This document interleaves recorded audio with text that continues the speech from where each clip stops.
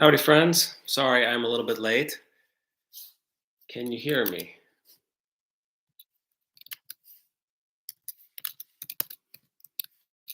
I'm always utterly surprised by the marvels of modern technology, so I just want to make sure I'm coming through.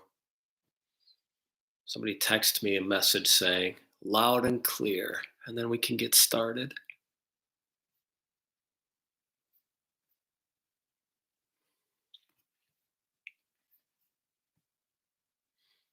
Okay.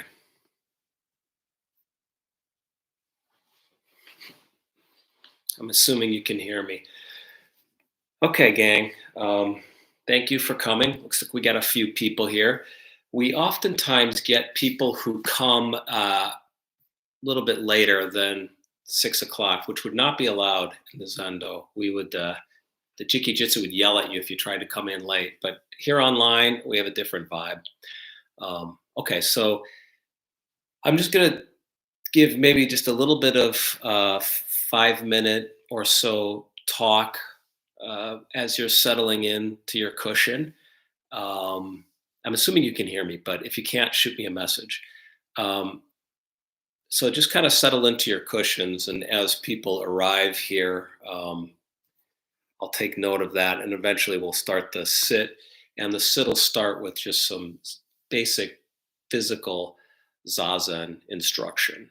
Um, okay, um, so It's been an interesting day. A friend of mine, my good friend who lives out here, actually the guy who brought me here, who's a Zen teacher, and my best friend and my mentor and everything.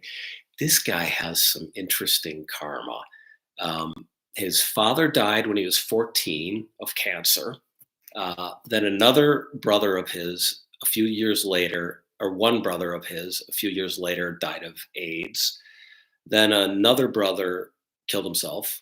And then his mother just died recently. And then his brother's wife just died yesterday. So this guy's got like serious karma. That's why he found himself at a Zen Buddhist monastery, is because he was dealing with this suffering. So he came over today. We had a dinner, and he just left, and we were talking about life and death and meditation, and so that's what I'm bringing into the sit today.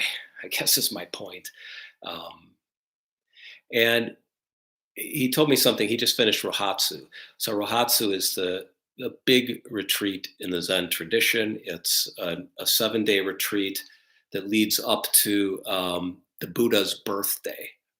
I forget the name of Buddha. It's not Jodo. It's not Hanamatsuri. It's the other one. It's a big retreat in Buddhist temples, Zen Buddhist temples, and it's a very big final day. Like, you stay up all night on your cushion. You do a lot of koan practice with your teacher. So he just got out of that, and he was having trouble getting through this retreat. For one thing, his brother's wife was dying, and his brother is very scattered. And so my friend was having to kind of run a Zen Buddhist Rohatsu retreat while also taking care of his brother by phone. So it was difficult for him. And he gave a talk at the retreat, and and he said an interesting thing. He said, just practice for 5 seconds. Okay, so a lot of people who are coming to him in Taiva, which is the meditation instruction, private meditation instruction, we're talking about how difficult it is to sit and to meditate. He was saying, just do the next 5 seconds as sincerely as you can. And one thing that I've been noticing with my own practice and my spiritual life is um, like there's less and less. I think when I was young, I thought I had a lot more control over my life and the circumstances and my inner life and my surroundings.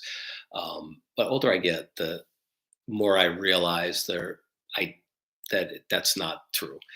And when I sit now, uh, mostly I'm taking my posture, which we'll get into in a couple minutes here. The posture. Um, I'm taking my posture. And so I'm giving a lot of care and a lot of attention to that gently but firmly. It's really just like when you're holding a baby, right? Like you know how that is. Like you're soft and yet you're so strong you could hold up the roof of a house if you had to, because that you're tasked with caring for that child. So um, that's the kind of, I think, strength and attention and gentleness that you bring to your posture, right? So once you take your posture, then and the sit begins, then the question is, well, what's next? Well, the practice is to hold your posture and to give the attention to the breathing and the posture. Sitting is what they shikantaza, of course, is what they call it in the Soto practice. You giving your attention to the sitting. So that's it. That's all we're doing. And then meditation happens, but there's nothing I can do really to meditate, right? I'm like tasked with I'm like the shepherd, right? It's and then the meditation is the sheep. That's a bad analogy, but I just take the posture and I hold the posture and I give my attention to the breath, and I sort of eventually the thinking mind arises and I start having my old worries. I'll be thinking about my friend and his karma and his dead sister-in-law, and I'll be thinking about you guys as you're sitting here, and I'll be thinking about my computer, and then the practice is there's a noting or a noticing sooner or later that happens when you're in your head, and that noticing, we could say that's our Buddha nature. um, it's a fancy word, but hey, there it is, right? Like you're lost in your head thinking about something, and then suddenly you wake up and you realize, oh, I'm not just sitting and breathing. And then instead of beating yourself up or thinking some more, you just give the attention back to the breath. So you give it back to the sitting and breathing. So it's this very sort of gentle, simple practice. And I'm worrying less and less and less about meditating these days, and more and more about just taking the posture and doing my part, which is giving myself to the breath. And by giving myself to the breath, um, it's hard to describe exactly, but becoming the breathing and not thinking about the breath, not thinking about how to breathe, or if I'm doing it right. Like there's a letting go of all that kind of thinking. So it's very physical, um, but not exaggerated physical. So you're not nothing like that. Like your job's really simple, but not easy, but simple. It's just to take the posture and to give yourself to the breath. And then the breath begins to teach you how to meditate. And then you take cues, but your job always stays the same. It's to hold the posture and to technically dissolve the thinking mind into the breath, or making thinking become breathing. But again, I'm learning that I can't really do that. When I was at the monastery, I don't know, I was a young man full of piss and vinegar, as they say, and I was, really brought myself to the cushion. And I think that energy is great. But as I get a little bit older and more experienced as a sitter, my attitude has changed. And it's more along the lines of just do your job. Don't worry about meditation. Don't worry. It's like in archery. You don't concentrate on hitting the target. You just make your form perfect, right? And then the hitting of the target happens on its own, right? You either hit it or you don't, but you make your form perfect. So you can keep giving deeply to the breath and to the posture and do your job, your job on the cushion. And then meditation happens by itself. It sort of shows up, right? But that's not your job to meditate. Your job is just to hold the posture. And when the thinking mind arises, then and you notice it, then you just give yourself back to the breath. And you try and be not, you don't indulge thoughts, but you don't repress them or push them away. Just a gentle awareness that cures everything. So I hope that's that preamble is clear. Now we'll go on to the uh, posture instruction, which I always give, even though it's totally redundant. But um, this is a physical practice, as Harada Roshi, teacher in the Rinzai tradition, says, like where the mind goes, the body follows. And one example he gives is, I've got a room next door to me here. I don't know what's going on in there, but if I were to enter that room with my body, my senses would come alive and I would process the room and I would start thinking about what's going on in that room. So where the body goes, the mind follows. So posture is very, very important in Zen. So as I've talked about in the past, you can sit on a chair. If you're sitting on a chair, just sit on the edge of the chair with your back not against the back of the chair, and just have your feet flat on the floor. Um, you can sit seiza, which is kneeling, and then you want to have like a cushion, something elevating your bottom underneath your butt. You can put it. I'm sitting with a cushion like this, a zafu cushion we call it in Zen. Although normally in Zen we don't have this funky psychedelic pattern here. This was given to me by a friend. Um, so if you're sitting seiza, kneeling, just put this in between your legs and kind of sit down on top of it and get yourself comfortable in that position. Seiza is good if you have bad knees. Take some of the pressure off the knees. If you're sitting cross-legged, for the longest time until a friend gave me this cushion, I was sitting on two folded pillows. So yeah, you don't need much to sit. If you have a pillow, you can sit. So put that underneath you. Elevate yourself enough so that your knees are touching the ground. That's important. Um, the other day I did a sit. I didn't do this, and it's painful, and it puts pressure on your sciatica nerve because one of your knees or both of your knees are off the ground, and there's all that pressure because the kneecap is not touching the ground, so your sit isn't stable. There's pressure on your sciatica nerve. You can elevate yourself with as many pillows as you want, just until your knees are able to touch. The other thing you can do is put a folded up pillow or some kind of smaller cushion underneath one or both knees so that makes your knees touch the floor. Okay. There are three ways you can sit. Burmese. I would show you my legs, but I just realized I'm wearing this long underwear, these tights, and I look like a crazy ballerina, so I'm not going to show you my legs. But you can sit Burmese, which is just your legs crossed, which is easy, cross-legged. You can sit half lotus, which is one ankle or one foot up on the opposite thigh, which is what I'm going to do, I think.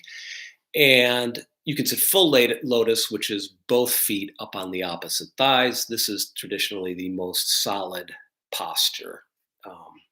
So, I go back and forth. Sometimes I sit full lotus, sometimes I sit half lotus. Oftentimes I just cross my legs. But I find that the more, when I go into full lotus, it's definitely a more intense sit and it can help me focus. Half lotus is more intense than Burmese. Burmese is fine. Um, so once you take your cross-legged position, kind of find your balance. You can rock a little bit to the side. Just get in your body again. I don't know about you guys, but I spend a lot of time with this muscle doing. It's not a muscle, is it? With this product, this organ, thinking. So um, it's really good to go because you can't sit without your body. There's no zazen without coming back down into your body. And of course, there are a lot of vipassana practices and mindfulness practices where you actually check in with different parts of your body. And I haven't done too much of those practices. I sort of intuitively check in with my body, but I think it's very important to do because if you just sit down with thinking, the sit doesn't happen because you can't connect with your body. And a friend of mine used to say, your mind and body uniting. That's what Zazen practice is, which I talked to my mentor about that. He said, well, it's more like mind, body, and surroundings because you're including the surroundings, especially with the breath. So um, my point was, I forgot, but we take our sitting position. We rest and relax into our body.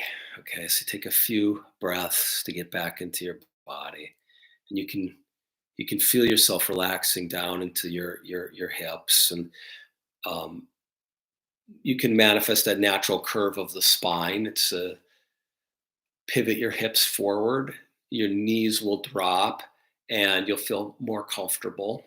Um, Take a few deep breaths down in your diaphragm, right? You're breathing in through your nose, nostrils, and out through your nostrils. And you're feeling that oxygen come in, right? I mean, we know what that's like.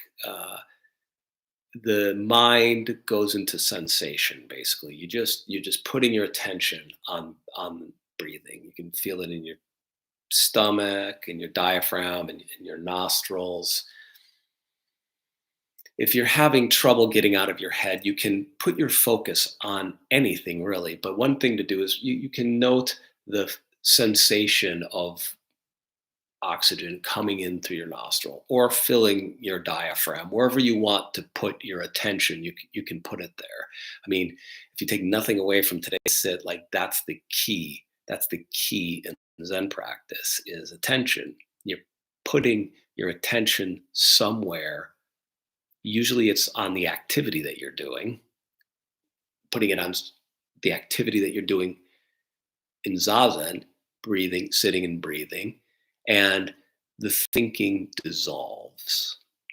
Like you don't remember yourself, you forget yourself. That's Zen. That's it. That's it. You don't need any more books. You don't need anything. That's it. And then the thinking arises again. Holy cow! You usually feel better. Um, you feel reborn, and then your job is to give that self away again, right away. Connect again. This is connection. That's it. That's all Zen is connection. So, and when we sit, we're doing the simplest connection. We're connecting with our immediate surroundings, our body and our mind together, and with our immediate surroundings, and dissolving them into each other. And this is obviously done with the breath. Like the oxygen comes in and becomes part of the body, the nutrition of the body, and it becomes the self, really, the thinking. And then you exhale, and the carbon dioxide becomes the world. So it's literally this exchange. Where does the world end and me begin? I don't know. Um, we won't go there. Okay, so you're sitting up straight, but not rigid. Your nose is parallel. The tip of your nose is parallel with your belly. Breathing into your nice belly. Oh, you're relaxing your diaphragm. You're relaxing your belly. You're lowering your shoulders, relaxing your shoulders, right? Like the samurai, not the samurai, like the sumo wrestlers do. They're very intent and very relaxed at the same time when they meet each other in the ring. So you're sitting up straight, shoulders drop, drop the tension in your face, in the jaw, right here, here, here. You can see my wrinkles. Drop the tension here in your ears, the back of your neck. Just drop the tension in your face. Just put attention there and let your face drop. And then we hold a mudra in Zen Buddhism. You can put your hands just flat on your thighs. That's perfectly fine. That's relaxed and chill. You can hold a mudra as well. The one that we hold in Zen. I'm going to sit up here so you can see this. This is the one we hold in Zen. So we do our right hand and our left hand on top of it. Thumbs lightly touching. So you can see these knuckles and these knuckles are lined up.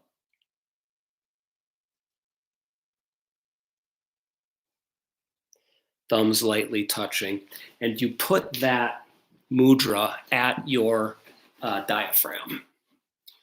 Kind of rest it there, just right above your lap. Um, Make sure if you're doing this mudra that your shoulders are relaxed. Um, Another mudra you can do is take your right hand, you put your thumb in there, and you just go like this. So it looks something like this, and you hold it at your diaphragm. So these, some people find it a little bit difficult because they feel like they're hunching their shoulders, but just relax your shoulders, and you can kind of have that mudra in your lap or at your diaphragm. And your tongue lightly touching the roof of your mouth. You have a soft gaze. So that means I can see my hands wiggling here because I'm activating my peripheral vision. So soft gaze means you're not focusing on the ground in front of you, but you're sort of activating your peripheral vision. Um, and your eyes are open when we do Zazen, uh, about 3.5 feet in front of you, just kind of resting on the ground. So you take your posture and then you sit. And as I said, usually what happens is there's this sense of doing something spiritual, and there's a question of am I doing it right? And there's fears around wasting time, or stuff will come up. Oh, God, emotional stuff you've been sitting on, all kinds of stuff is going to come. Maybe some of it will be physical pain. Um, Super.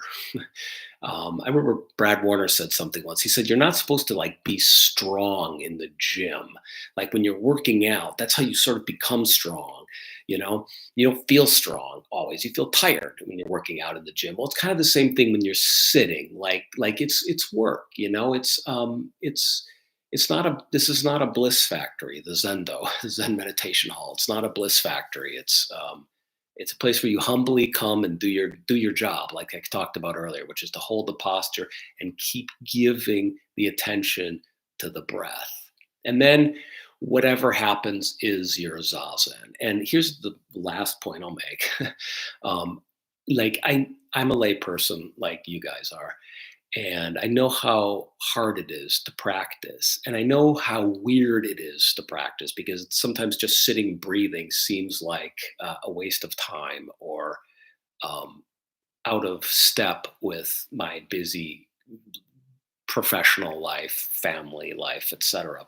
So it's hard to find the time to sit. And then when we do it, sometimes we don't feel like we're grooving with it necessarily. But my experience is like, even if you don't feel like you're getting anything out of it, the intention to come and sit, um, like your life listens, your life pays attention. I find, even if I feel like that sit was bad, there'll be a moment where later in the week something will come back to me, and I'll catch myself if I'm having a bunch of strong emotions arising, or if my mind is drifting when I'm on the bus or something. So there's a process happening underneath your conscious awareness. And even if it doesn't seem like you're changing, just trust that process and give yourself to the sitting, and as sincerely as you can.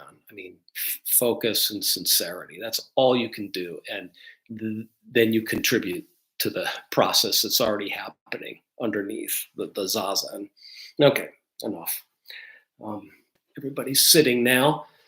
Um, I will signal the beginning of the sit uh, with this bell. Also, a gift from my friend Yulia, who has gone or is going to Japan to study Zen. So she just basically had a garage sale out of her living room where she didn't sell anything. She just gave it away. So um, I'll ring this 3 times. That'll start the sit. So once the sit starts, um, commit to being as still as you can in whatever position you've committed to, sitting, kneeling, whatever, until the sit ends. So that's kind of the deal you make with yourself when you sit. And when you're sitting with other people in a zendo, that's the deal you make with them, that everybody's going to sit still together. So you don't want to necessarily, if you can help it, shift once the sit starts. If you're in a ton of pain and your mind is like move, move, move, move, move. We're not in the Zen zone. Nobody's gonna, no jiggy jits. Excuse me. No monk is gonna yell at you if you move.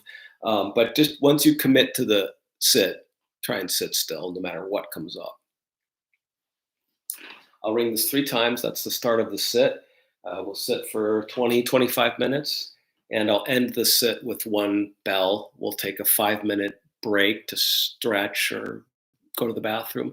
Then we'll sit for another 20, 25 minutes, and then we'll do a little wind down with just a little bit more Dharma talking for myself. And you guys can text me any questions you have in the chat here.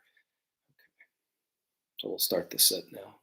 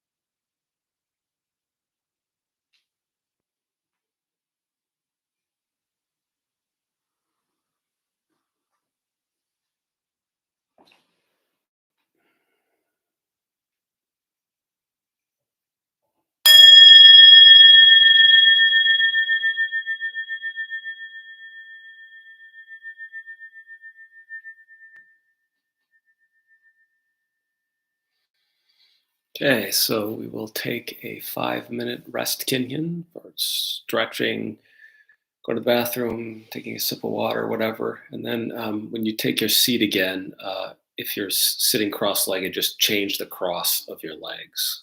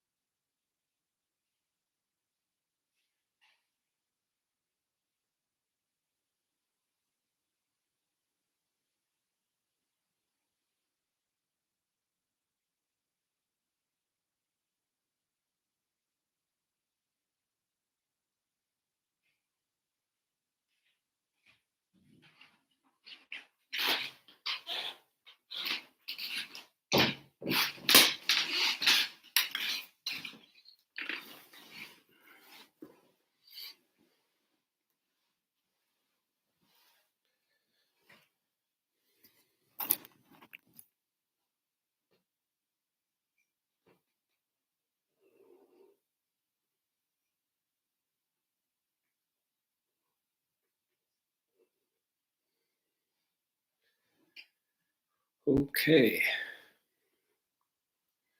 we'll resume the sit now.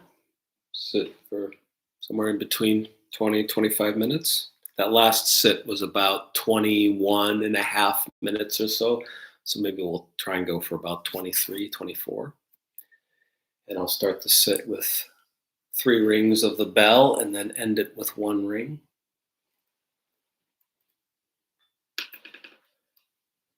Take your cross legged position again.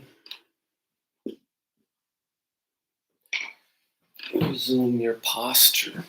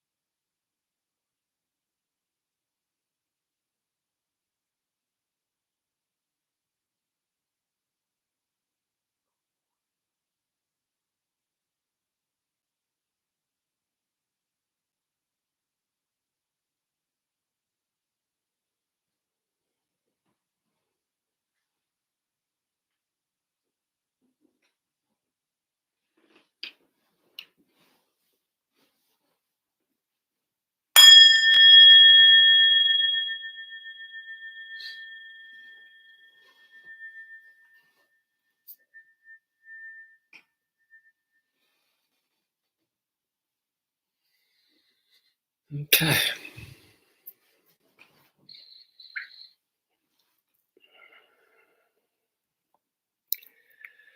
By the way, never stand up if you're and stand on one of your feet if it's frozen from sitting. My left um, foot is frozen right now, so that reminded me of a moment once when a guy sitting next to me in the Zendo stood up and was ready to go do walking meditation, but his foot was frozen, and he turned and then he just buckled and twisted his ankle because he tried to stand on a foot that was numb from being cross-legged. So just shake it out before you stand on it.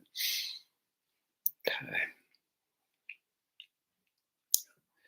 So if you have any questions or thoughts you want to share, please type them out in the chat here. I'll be brief now because I sort of talked a little bit at the beginning. A few things occurred to me.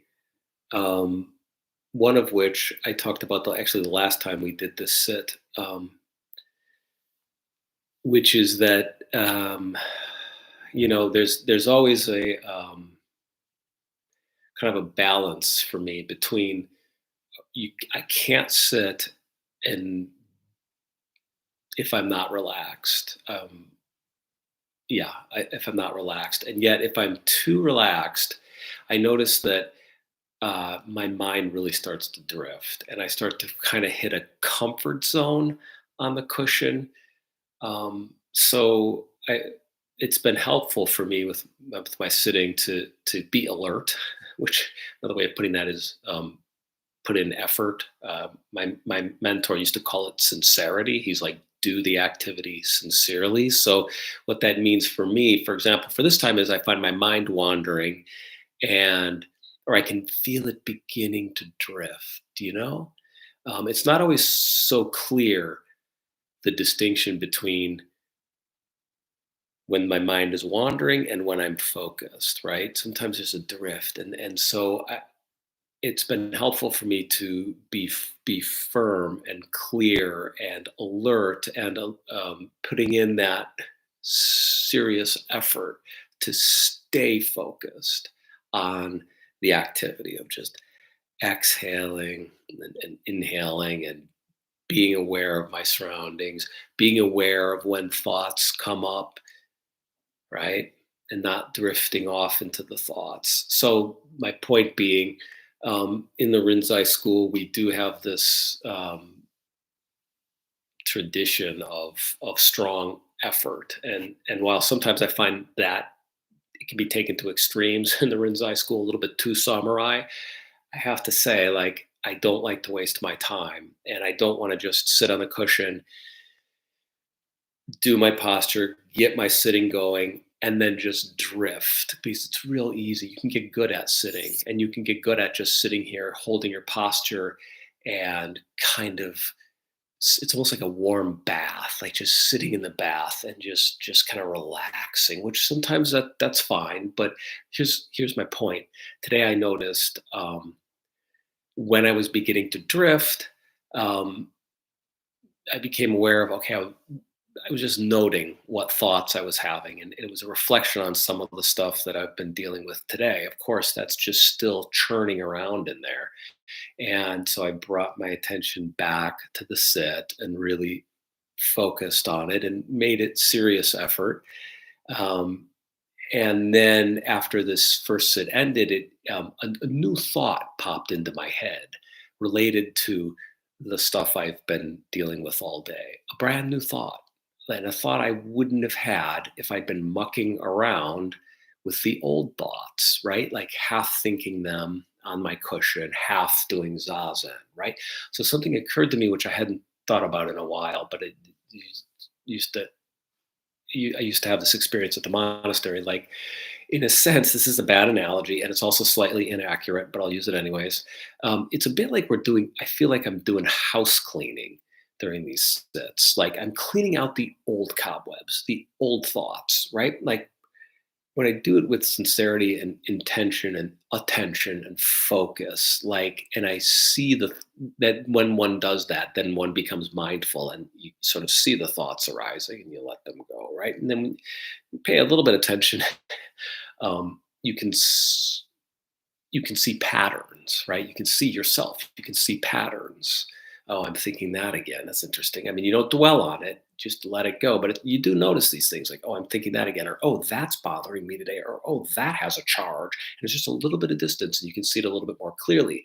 And then going back into the breath, going back into the sitting, sometimes that makes space then for new thoughts, new insights on the same stuff, but deeper insights, really insights, and insights are like one of the great treasures of this practice, like one of the great treasures.